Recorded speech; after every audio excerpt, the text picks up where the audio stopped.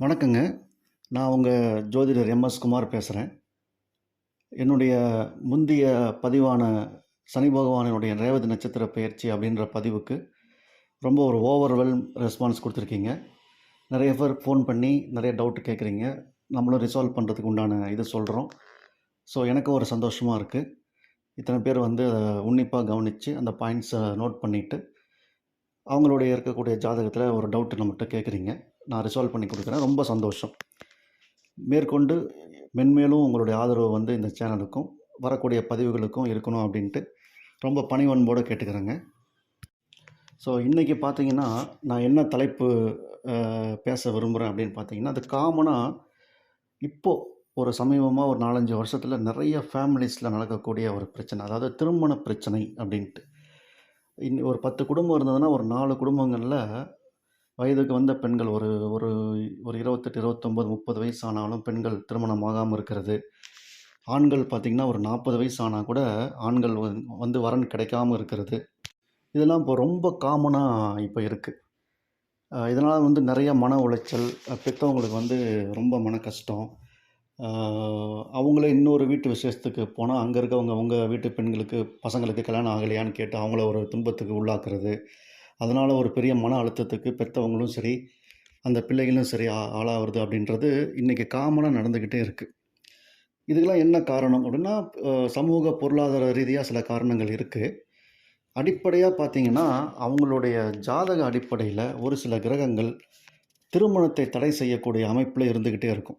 இத வந்து அவங்க வந்து அ அத வாட்ச் பண்றதே இல்ல. ஒரு அவேர்னஸ் வந்து அவங்களுக்கு இருக்கிறதில்ல. ஈவன் தோ அவங்க வந்து ஹாரோஸ்கோப் நம்பக்கூடிய ஃபேமிலியா இருந்தாலும் சரி, ஆச்சாரமான ஒரு நல்ல தெய்வ நம்பிக்கை ஃபேமிலியா இருந்தாலும் சரி, முன்கூட்டியே இத வந்து அசஸ் பண்ணி, அதற்கு உண்டான ஒரு ஒரு நடவடிக்கைகள அவங்க எடுக்க மாட்றாங்க. ஸோ, அதன் விளைவா திருமணம் நடக்கிறப்போ ஒரு ஒரு ஒரு ஹாரோஸ்கோப் எடுத்துட்டு போய் ஒரு ஜோதிடர்ட்ட காமிக்கும்போது, அப்பதான் அவர் சொல்லுவாரு, இந்த மாரி த மாங்கல்ய தோஷம் இருக்கு, இருதார அமைப்பு இருக்கு, செவ்வாய் தோஷம் இருக்கு, நாகதோஷம் இருக்கு. இந்த மாரிலாம் சொல்லி, அந்த டைம்ல ஒரு 27, 28 வயசுல போயிட்டு ஜாதகத்த எடுத்துட்டு போய் நீட்டுன உடனே, அவங்க இந்த மாரியான விஷயங்கள்லாம் இருக்கு. அதுக்கு வந்து நெறைய பரிகாரங்கள் பண்ணணும். அந்த மாரிலாம் சொல்லி ஒரு அ அ ஒரு ஒரு நெறைய செலவு வைக்கக்கூடிய யாகங்கள், நெறைய தேவையே இல்லாத ஒரு ஒரு நவகிரக சாந்தி பூஜைகள் இதெல்லாம் பண்ணி நெறைய வந்து பொருள் செலவும், நேர விரயத்தையும் ஏற்படுத்துறாங்க. இது ஜோதிட உலகில இன்னைக்கு அது ஒரு மாஃபியா மாரி ஆயி போயிடுச்சு. என்னதான் பண்ணாலும் அந்த டைம்ல இருந்து நீங்க ரெமெடி பண்ணீங்கன்னா, அது உங்களுக்கு செட் ஆகாது. பல வருஷங்கள் ஆகும் திருமணம் ஆகுறதுக்கு. பணம் செலவு பண்றத கூட சம்பாரிச்சிரலாம். நேர விரயம் அப்படின்றது வந்து அந்த டைம்ல பண்ணும்போது, ஏற்கனவே லேட்டா தான் வந்து இப்போ ஜாதகமே எடுக்குறாங்க கல்யாணத்துக்கு. வரன் பார்க்குறாங்க. ஒரு சில வருஷங்கள் தள்ளி போனா கூட அவங்களுக்கு 30 வயசுக்கு மேல ஆயிடும். ஆண்களுக்கு 40 வயசுக்கு மேல ஆயிடும். அப்போ டோட்டலா வந்து பையனுக்கோ, பொண்ணுக்கோ ஏஜ் பார் ஆயிடுச்சு. அப்படின்ற மாரி பிரச்சனை வந்து ஒரு நல்ல வரன் கூட தட்டி போகும். ஸோ இதையெல்லாம் தவிர்க்கணும் அப்படின்னா, நீங்க எந்த ஏஜ்ல வரன் பார்க்கணும்னு ஒரு அனுமானம் வச்சிருக்கீங்களோ, அந்த அந்த ஏஜ்லேருந்து ஒரு 12 வருஷத்துக்கு முன்னாடி ஜாதகத்த எடுத்துட்டு, ஏதாவது பிரச்சனை திருமணம் சம்பந்தமா பிரச்சனை இருக்கா அப்படின்னு பார்த்து வச்சுக்கோங்க. ஒரு ஒரு 5 அல்லது 6 காம்பினேஷன் தான் ரொம்ப ஒரு கிரிட்டிக்கலா திருமணத்துக்கு தடை செய்யக்கூடிய ஒரு காம்பினேஷனா இருக்கும். மீதி எல்லாமே பார்த்தீங்கன்னா, ஓரளவுக்கு நமக்கு திருக்கோயில் வழிபாடு இருக்கு. வாழ்வியல் பரிகாரங்கள் இருக்கு.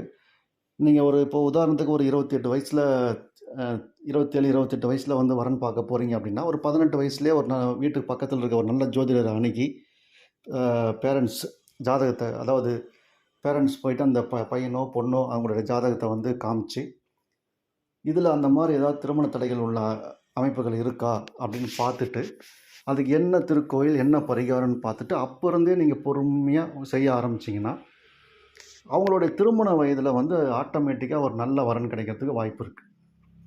ஸோ அந்த அவேர்னஸ் வந்து கொஞ்சம் முன்கூட்டியே நீங்க எடுத்துக்கணும்.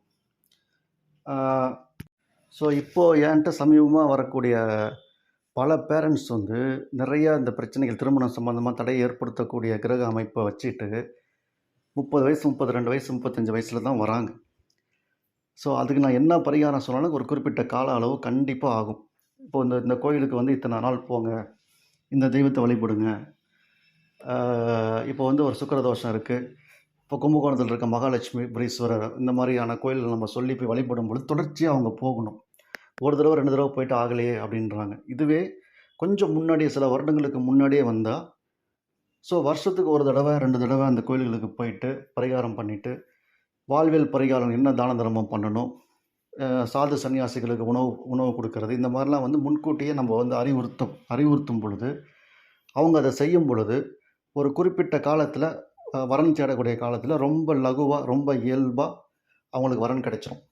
அப்போ இந்த திருமணம் தடை, அதனால் ஏற்படக்கூடிய மனக்குழப்பம், மன அழுத்தம், சமுதாயத்தில் இருக்கக்கூடிய ஒரு கௌரவ குறைச்சல், இதெல்லாம் வந்து ஆட்டோமேட்டிக்காக நம்ம வந்து குறைச்சிக்கலாம், அல்லது இல்லாமலே பண்ணிக்கலாம். நம்மளுடைய பிள்ளைகளுக்கு நல்ல வரனை, நமக்கு மனசுக்கு பிடிச்ச மாதிரியான வரனை பண்ணுற மாதிரி நம்ம பண்ணிக்கலாம். ஸோ இப்போது நான் வந்து ஒரு 4-5 காம்பினேஷன் மட்டும் இப்போ போர்டில் காமிக்கிறேங்க.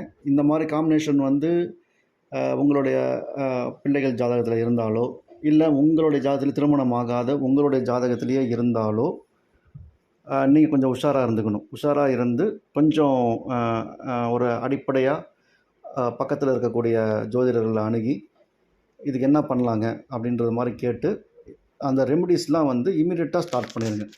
ஸோ திருக்கோயில் வழிபாடு, வாழ்வியல் பரிகாரங்கள், தான தர்மங்கள், இது மட்டும் இல்லாமல் தொடர்ச்சியான பிரார்த்தனைகள், அதாவது பதிகங்கள் பாராயணம் செய்கிறது. நம்ம நாயன்மார்கள் அருளி செய்த பதிகங்கள் இருக்குது.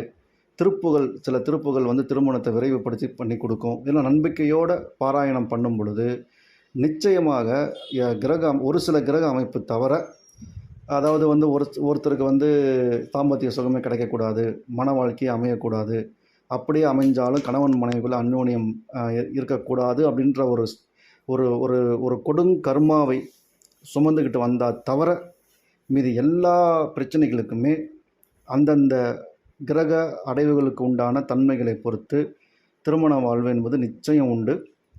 அதை கொஞ்சம் முன்கூட்டியே அசஸ் பண்ணி நம்ம பண்ணிக்கணும். சரிங்க, ஓகே. இப்போ நம்ம வந்து ஒவ்வொன்றா பார்க்கலாம்.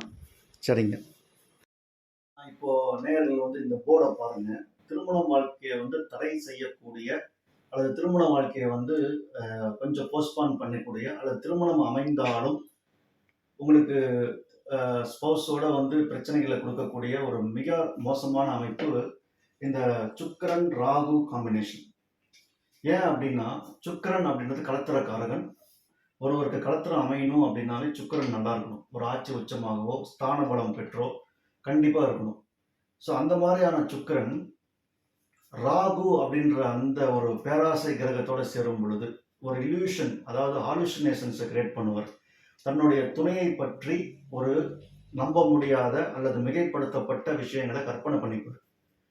அப்போது அவங்களுக்கு திருமணம் நடக்கும்போது கொஞ்ச கால ஆசை 60 நாள், மோகம் 30 நாள்ன்ற மாதிரி கொஞ்ச காலத்திலேயே அவங்களுக்கு வந்து ஒருத்தர் தெரிஞ்சு அது வந்து உங்களுக்கு டைவர்ஸு, குடும்பத்தில் பிரச்சனை, ஒருத்தரை வந்து சந்தேகப்படுறது, அந்த மாதிரியான பிரச்சனைகள்லாம் ஏற்பட்டுரும். அதனால் இந்த முதல் பிரச்சனை, எந்த லக்கணமாக இருந்தாலும் சுக்கிரன் ராகு தொடர்பு இருந்தால் சர்வ ஜாக்கிரதையாக இருக்கணும். Point number 1.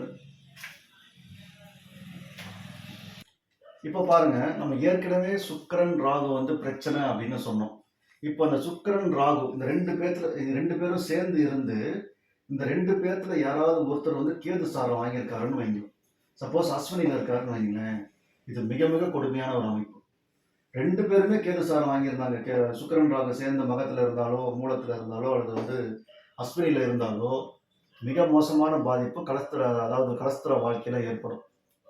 இது ரொம்ப டேஞ்சரான ஒரு அமைப்பு. இது ஒரு பாயிண்ட் நம்பர் 1 அப்படின்னு சொல்லி நீங்கள் மார்க் பண்ணிக்கோங்க. இப்போ அடுத்த அமைப்பை பார்க்கலாம். இப்போ பாருங்கள், பாயிண்ட் நம்பர் 2. இப்போ பாருங்கள், செவ்வாய், அதாவது வந்து செவ்வாய் தான் வந்து வீரியத்துக்கும் ரத்தத்திற்கு உண்டான சிகப்பணுக்கள், ரத்தத்துக்கு உண்டான அந்த ஒரு விகர், தாம்பத்தியத்தில் வந்து ஒரு விகர் கொடுக்கக்கூடிய ஒரு கிரகம் செவ்வாய். அந்த செவ்வாய் பாதிப்பு அடைஞ்சிருந்தா, செவ்வாய் ஸ்தான பலம் இல்லாமல் இருக்கிறது, இப்போ கடகலக்கத்தில் செவ்வாய் நீசமாக இருக்கிறது, நீசமாக இருந்து நீசபங்கம் பெறாமல் இருக்கிறது, இப்போ உச்சமாக இருந்தால் கூட ராகுவோடையோ கேதுவோடையோ சேர்ந்து இருந்தாருன்னா, செவ்வாய் கேது, செவ்வாய் ராகு காம்பினேஷன் வந்து it's a deadly combination of marriage life. இதுவும் ரொம்ப ரொம்ப ஜாக்கிரதையாக இருக்கணும். சில பேர் வந்து செவ்வாய் 4ல் இருந்தால் 8ல் இருந்தால் 12ல் இருந்தால் அப்படிலாம் சொல்லுவாங்க. அதெல்லாம் ரெமெடி இருக்குது, பரிகார செவ்வாய்ன்ற முறையெல்லாம் இருக்குது. ஆனால் இந்த மாதிரி காம்பினேஷன் கிரக காம்பினேஷன் அமைஞ்சிருச்சுன்னு வச்சுக்கோங்க, எந்த லக்கணமாக இருந்தாலும் சரி, செவ்வாய் ராகு ப்ளஸ் செவ்வாய் கேது சேர்ந்திருந்தா நிச்சயமாக திருமணத்தை தாமதப்படுத்தும், குழந்தை பிறப்பை தாமதப்படுத்தும், உடல் உறவில் தாம்பத்தியங்களை வந்து பிரச்சனை ஏற்படுத்தி, ஸ்பௌஸ் அதாவது தம்பதிகள் மத்தியில் வந்து ஒரு மனக்கசப்பை ஏற்படுத்தி, தகாத ஒரு எக்ஸ்ட்ரா மாரிட்டல் அஃபேர் அந்த மாதிரிலாம் கிரியேட் பண்ணி விட்டுரும். ரொம்ப ஒரு டேஞ்சரான அமைப்பு. ஸோ இது இரண்டாம் நிலை, இது இரண்டாவதாக வச்சுக்கோங்க. இந்த திருமணம் பாதிப்பு நடக்கக்கூடிய கிரக அமைப்புகளில் இது இரண்டாவதாக வச்சுக்கோங்க. ஓகே, அடுத்தது 3வது பார்க்கலாம். இப்போ பாருங்க, இந்த ஜாதகம் வந்து கடக லக்ன ஜாதகம். கடக லக்னக்காரனுக்கும் சிம்ம லக்னக்காரனுக்கும் ஏற்கனவே வந்து திருமணம் சரியா அமையாது, களத்திரம் வந்து சரியா அமையாது. இன்னும் 10வதுக்கு 2ஆம் இடத்து அதிபதி சூரியன் 8க்கு போயிட்டார், 8ஆம் அதிபதி சனி 2க்கு வந்துட்டார். இந்த காம்பினேஷன், இந்த பரிவர்த்தனை விட்டுருங்க, பரிவர்த்தனை அப்புறம் பார்த்துக்கலாம். இதில் ஏதாவது ஒரு காம்பினேஷன் இருந்தால் கூட வந்து உங்களுக்கு பிரச்சனை வரும் திருமண வாழ்க்கையில். 2ஆம் இடத்து அதிபதி 8க்கு போனாலும் சரி, 8க்கு போனால் இவர் பிரச்சனையை நோக்கி போறார். 8ஆம் அதிபதி வந்து 2க்கு வந்தால் பிரச்சனை இவரை நோக்கி வருது. இதுதான் பெரும்பாலும் வந்து டைவர்ஸு, குழந்தை பிறப்புல பிரச்சனை, உங்களுக்கு திடீர் திருமணமானவனும் திடீர் விபத்து, இந்த மாதிரியான பிரச்சனைகள், கண்டங்கள், உயிர் ஆபத்துகள்லாம் ஏற்படுத்திடும். ஸோ இதுவும் திருமண வாழ்க்கைக்கு கொஞ்சம் பிரச்சனை. இது போதாத குறைக்கு இந்த சனி போய் அடுத்து யாரை தொடுறாருன்னா கேதுவை போய் தொடுறாரு இந்த அமைப்பு. இதுவும் 10வதுன்னு இந்த லக்கணத்துக்கு சுக்கிரன் வந்து பாதத்தில் இருந்தாருன்னு வச்சுக்கோங்க, கதை முடிஞ்சு, அவ்வளோதான். அவங்களுக்கு வந்து திருமணம் அப்படின்றத மறந்துடணும். அவங்க வந்து திருமணம் இல்லாத வேற ஏதாவது ஒரு நல்ல ஒரு சமூக நலம் அல்லது வந்து ஒரு மற்றவங்களுக்கு சேவை பண்ணுறது அப்படின்னு போகிறது ரொம்ப ரொம்ப நல்லது, ரொம்ப ரொம்ப நல்லது. ஸோ இதுவும் ஒரு டேஞ்சரான ஒரு அமைப்பு. சரிங்க, அடுத்தது பார்க்கலாம். இப்போ இந்த அமைப்பை பாருங்க. இந்த அமைப்பு வந்து சுக்கிரன் பிளஸ் செவ்வாய். சுக்கிரன் களத்திரக்காரகன், செவ்வாய் வந்து மாங்கல்யக்காரன். இப்போ இந்த 2 பேரும் சேர்ந்து இருந்தால் என்ன பிரச்சனை வருது அப்படின்னா, நம்மகிட்ட வந்து ஜாதகத்தை ஆராய்ச்சி பண்ணும் பொழுது கண்டினியூஸாக சண்டை போட்டுக்கிட்டே இருக்காங்க, ஆனால் சேர்ந்து இருக்காங்க. மன வாழ்க்கை வந்து அவங்களுக்கு சரியா அமையல, ஆனால் அவங்களால பிரியவும் முடியாது. ஏன் அப்படின்னா வந்து இவங்க 2 பேரும் சேர்றதுனால மற்ற விஷயங்கள்லாம் அவங்களுக்கு கிடைச்சிருது, சொத்து சுகம் பணப்புழக்கம் எல்லாம் கிடைச்சிருது. ஆனால் மன வாழ்க்கையில் ஒரு திருப்தி இல்லாத ஒரு தன்மையாக இருக்குது அவங்களுக்கு. இதுவே சுக்கிரன் வந்து இப்படி இங்க இருக்கக்கூடிய மிருகசீர நட்சத்திரத்தில் சுக்கிரன் அமர்ந்திருந்தாருன்னா, இப்படி இருந்தாருன்னு வச்சுக்கோங்களேன்,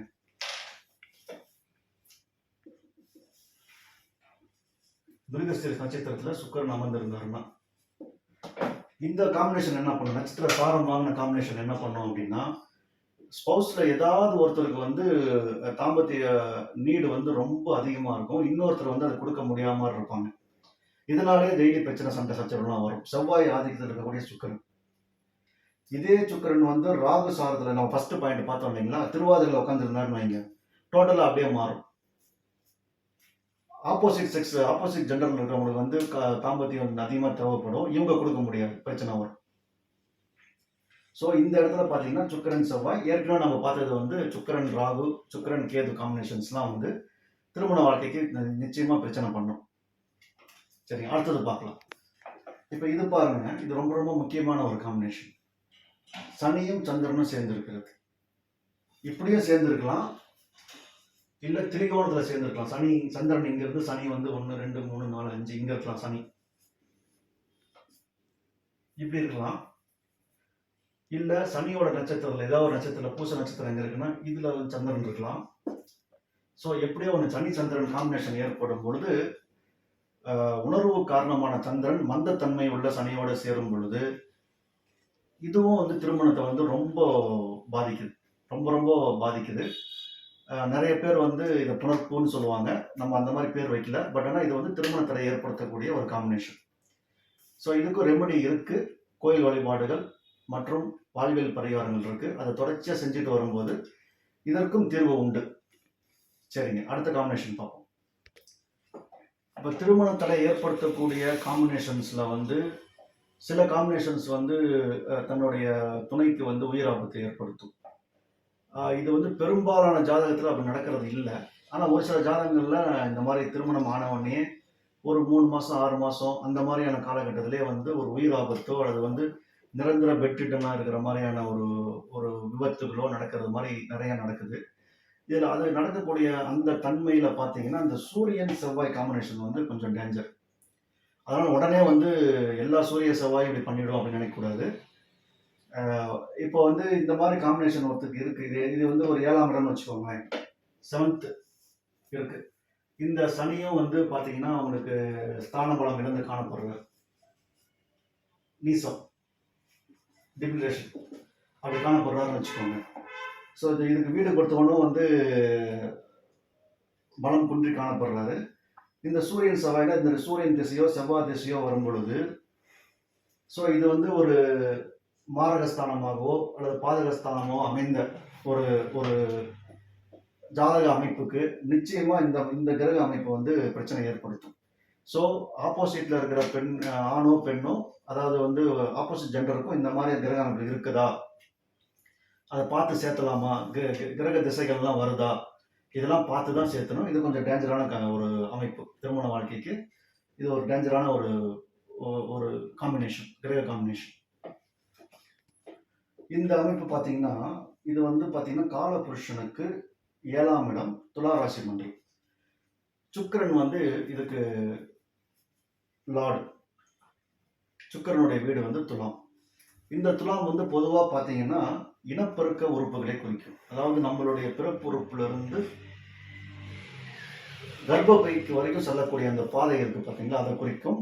ஆண்களுக்கும் கிட்டத்தட்ட அந்த அந்த இனப்பெருக்க உறுப்புகளை தான் குறிக்கும். டெஸ்டிஸ் அந்த மாதிரி வரும்போது அந்த இடத்துல குறிக்கும். இந்த இடத்துல ஏதாவது ஒரு பாவ கிரகங்கள் அமரும் பொழுது, இந்த நட்சத்திரத்துல பாவ கிரகம் அமைஞ்சு அது வந்து பாவத்துவமா இருக்கும் பொழுது, இது வந்து ராகுவோ கேதுவோ செவ்வாயோ சூரியனோ அமையும் போது கண்டிப்பா வந்து பிரச்சனை ஏற்படுத்தும். சூரியன்னா உயிர் அணுக்கள்ல பிரச்சனை ஏற்படுத்தும். செவ்வாய்னா வந்து வெப்பத்தை அதிகமாக ஏற்படுத்தி அங்கே கரு உருவாகிறதுக்கு முன்னாடியே உள்ளே செல்லக்கூடிய விந்தணுக்களை வந்து பலம் இழக்க செய்யும்.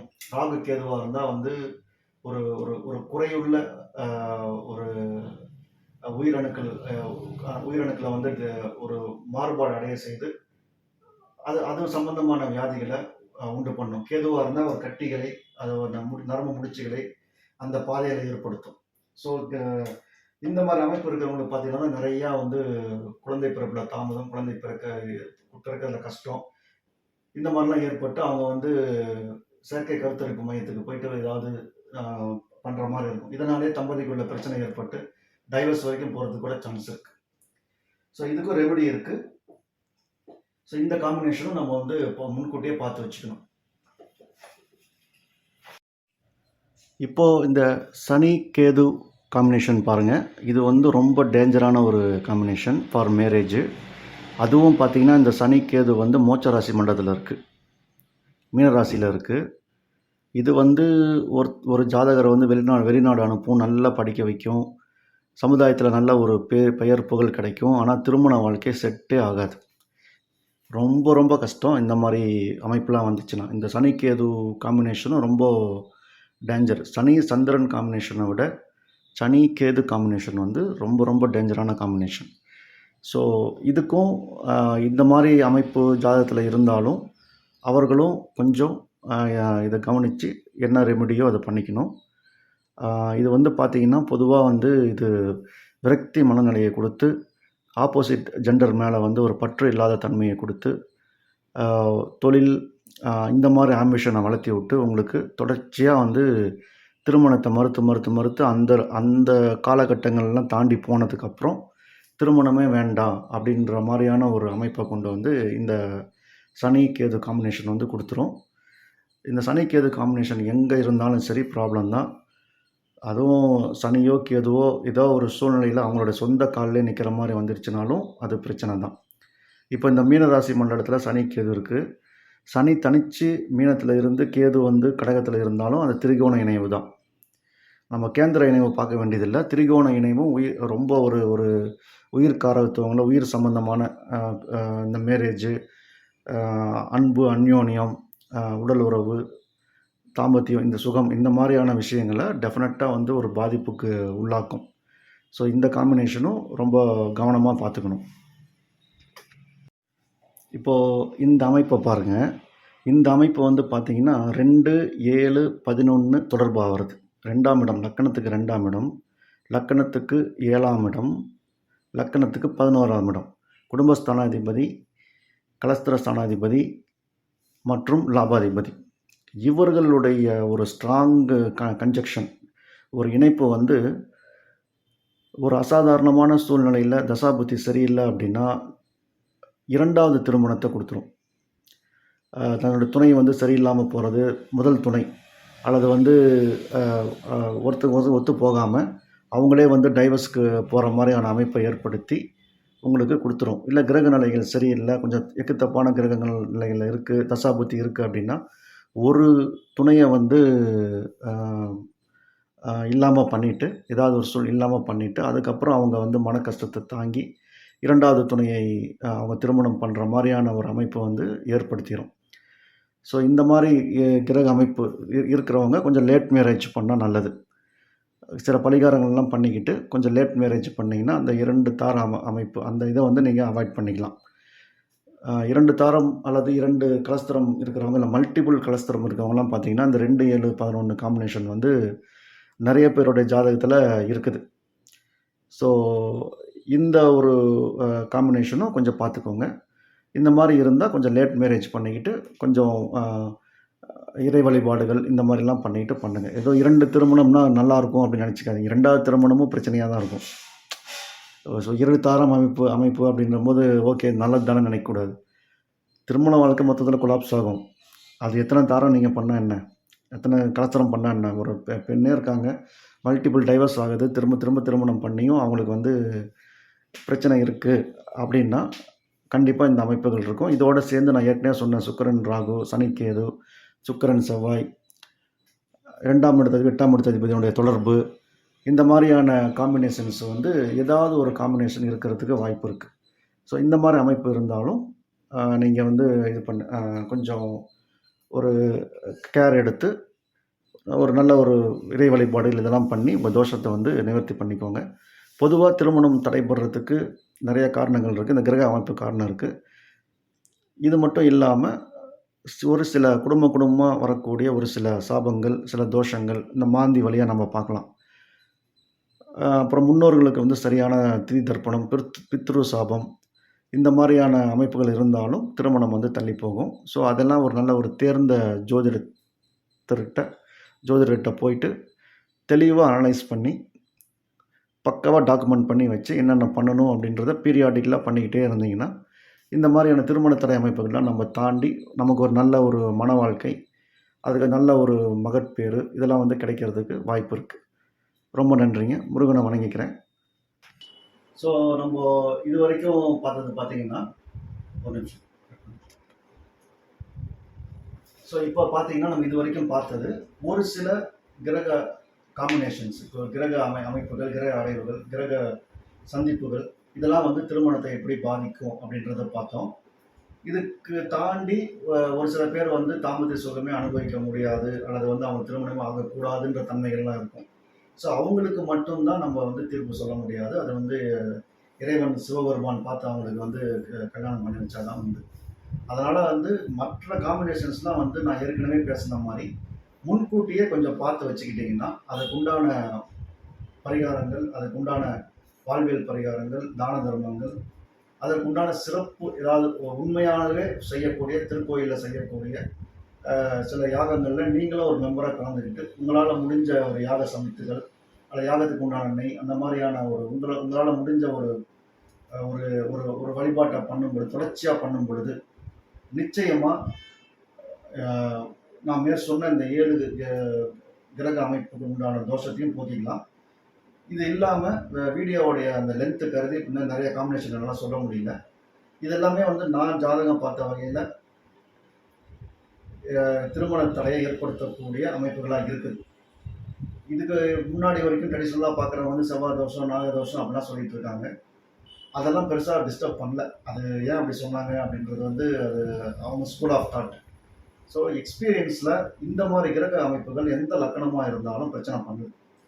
திருமண அமைப்பை தடை பண்ணக்கூடியது முதல்ல வந்து ராகு, கேது. இந்த ராகு கேதுக்கள் சுக்கிரனோடு சேரும் பொழுது நிச்சயமாக அது வந்து, ஏன்னா சுக்கிரன் வந்து களத்திரக்காரகன் அப்படின்னும் போது அவங்க ஒரு இம்பாக்டை ஏற்படுத்துகிறாங்க. அதே மாதிரி ரொம்ப வந்து ஒரு போர்க்குணம் உள்ள ஒரு விகர் அதிகமாக இருக்கக்கூடிய ஒரு செவ்வாய் வந்து சுக்கிரனோட சேரும் பொழுது சில நன்மைகளை வந்து சொத்து பத்து விஷயத்தில் கொடுத்தாலும் பல வாக்குவாதங்கள் தொடர்ச்சியான வந்து நிம்மதி இல்லாத தன்மைகள்லாம் ஏற்படுத்துது. அவங்களுக்கு தாம்பத்திய சுகத்தில் பிரச்சனை இல்லைன்னா கூட ஈகோ பிரச்சனை வந்து அவங்க டைவர்ஸ் வரைக்கும் கொண்டு போய் நிறுத்துது. ஸோ இதை தவிர சந்திரன் சனி நம்ம பார்த்தோம், புனர்ப்பு தோஷம் பார்த்தோம். ஸோ பெரும்பாலான ஜாதகத்தில் இந்த மாதிரி அமைப்புகள் தான் நமக்கு இருக்குது. நம்ம கிரக காம்பினேஷன் மட்டும் தான் பார்த்தோம். இதில் பரிவர்த்தனை இருக்குது. ஒரு கிரகத்தின் நட்சத்திரத்தில் இன்னொருத்தர் வந்து சாரம் வாங்கி நிற்கும் பொழுதும் அதுவும் வந்து ஒரு காம்பினேஷன் தான். ஸோ அந்த மாதிரிலாம் பார்க்கும் பொழுது திரிகோணத்தில் அமைஞ்சாலும் அதுவும் காம்பினேஷனில் பிரச்சனை ஏற்படுத்தும். சந்திரன் வந்து உங்களுக்கு மேஷத்தில் இருக்காரு, சனி வந்து உங்களுக்கு இதில் நம்ம சிம்மத்தில் இருக்காருன்னா திரிகோண இணைவு நாடி அடிப்படையில் அதுவும் வந்து புனர்ப்பு தோஷம் தான், பிரச்சனை தான் வரும். ஸோ இந்த மாதிரியான இதெல்லாம் வந்து நீங்களே உங்களுடைய பிள்ளைகள் ஜாதகத்தில் உங்கள் ஜாதகத்திலே பார்த்து பக்கத்தில் இருக்க ஜோதிடர் நல்ல ஒரு திறமையான ஜோதிடர்கிட்ட அணுகி அதுக்குண்டான ரெமெடிஸ் கேட்டு தெரிஞ்சுக்கிட்டு பண்ணிக்கோங்க. இதெல்லாம் பண்ணும் பொழுது பிற்காலத்தில் வந்து நீங்கள் மன கஷ்டம் அடையாமல் உங்களை நீங்கள் வந்து பார்த்துக்கலாம். உங்கள் பிள்ளைகளுக்கும் நல்ல வரன் பண்ணிக்கிட்டு வயதான காலத்தில் உங்களுக்கு ஒரு மன நிம்மதியை தேடிக்கலாம். நல்ல கிரக அமைப்பில் இருந்தால் அவங்களுக்கு இயல்பாக வந்து வரன் அமைஞ்சு திருமணம் அமைஞ்சு நல்ல பேர பிள்ளைகள் அப்படின்ற மாதிரி போயிடும். இந்த மாதிரி அமைப்புகளில் தோஷத்தோடு இருக்கும் பொழுது நம்ம பார்த்து கரெக்டாக பண்ணி வைக்கணும்னா திருமணத்துலேயும் பிரச்சனை வரும், அவங்க சேர்ந்து வாழ்றதுலேயும் பிரச்சனை வரும், அடிக்கடி சண்டை, கோர்ட்டு கேஸு, போலீஸ் ஸ்டேஷன், பஞ்சாயத்துன்னு போகிற மாதிரி ஆகிடும். எல்லாமே சரியாக அமைஞ்ச குழந்தை பிறப்பில் குழந்தைக்கு ஏதாவது ஒரு பிரச்சனை, இப்போ நிறையா பார்த்தீங்கன்னா ஹைப்பர் ஆக்டிவ் பேபிஸ் அந்த மாதிரிலாம் வருது பார்த்தீங்களா. இதெல்லாம் பார்த்தீங்கன்னா நான் இந்த ஒரு சில காம்பினேஷன் சொல்லலை. குரு சூரியன் வந்து ராகுவால் பாதிக்கப்பட்டிருக்கும். ஸோ அதுக்கு தகுந்த மாதிரியான அமைப்புகளை வந்து நம்ம சேர்த்தனா தான் அந்த மாதிரிலாம் நம்ம தவிர்க்க முடியும். ஸோ இதை வந்து ஒரு அவேர்னஸ் வீடியோவை தான் நம்ம பண்ணியிருக்கோம். யாரையும் பயமுறுத்துறதுக்காக இல்லை. இது இந்த மாதிரி காம்பினேஷன் தான் உடனே ஐயோ இந்த மாதிரி ஆகிடுமோ அப்படின்னு நீங்கள் வந்து ஒரு ட்ரூமாவுக்கு போயிடக்கூடாது. ஒரு அவேர்னஸ் அவ்வளோதான். எல்லாத்தையும் நம்ம சரி பண்ணிக்கலாம். அதுக்கு உண்டான வழிவகைகள் இருக்குது. அதனால் முன்கூட்டியே கொஞ்சம் பார்த்து திருமண வாழ்க்கையில் பிரச்சனை வராத அளவுக்கு உங்களுடைய வாரிசுகளை நீங்கள் டெவலப் பண்ணிக்கோங்க. சரிங்க, இந்த நிமிஷம் வரைக்கும் ஒரு லாங் வீடியோவாக இருந்தாலும் பொறுமையாக அந்த வீடியோவை பார்த்ததுக்கு ரொம்ப நன்றி. உங்களுடைய கமெண்ட்ஸை ஜோதிட ஜோதிடராகவோ நீங்கள் இருந்தீங்கன்னா உங்கள் கமெண்ட்ஸை வந்து தயவு செஞ்சு நீங்கள் பதிவிடுங்க. அப்போ தான் மேற்கொண்டு நான் நல்ல நல்ல வீடியோவாக கொடுக்க முடியும். ஏதாவது குறைகள் இருந்தால் அதை நம்ம நீக்கிட்டு நல்லா பண்ண முடியும். வேறு யாருக்காவது திருமண தடை ஏதாவது பிரச்சனை இருந்ததுன்னா உங்கள் date of birth, place of birth, time of birth நீங்கள் வந்து கமெண்டில் போடுங்க. நான் பார்த்துட்டு ஏதாவது ரெமெடி இருந்தால் நான் உங்களுக்கு டைம் கிடைக்கிறப்ப நான் சொல்கிறேன். சரிங்க, ரொம்ப நன்றிங்க. பாய்.